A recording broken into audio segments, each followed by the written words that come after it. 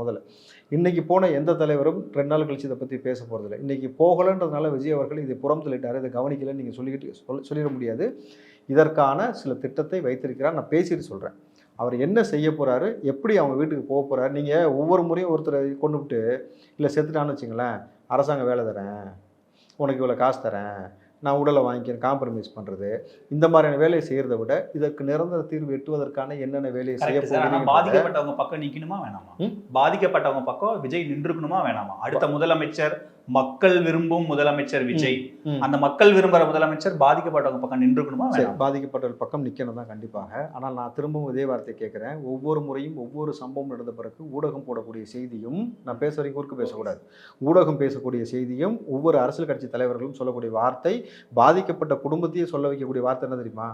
இதுக்கு மேலே இப்படி ஒரு சம்பவம் நடக்கக்கூடாது. இந்த வார்த்தையை நம்ம காலங்காலமாக கேட்குறோம். ஆனால் இந்த சம்பவம் தொடர்கதையாக நடந்து கொண்டே இருக்கிறது. அப்போது உங்களுக்கு தேவை தீர்வா அறிக்கையா? Greens traditional face wash use பண்ணு. இது நமக்கு தரும் பிரைட் அண்ட் க்ளோயிங் ஸ்கின் நேச்சுரலா. Greens traditional face wash.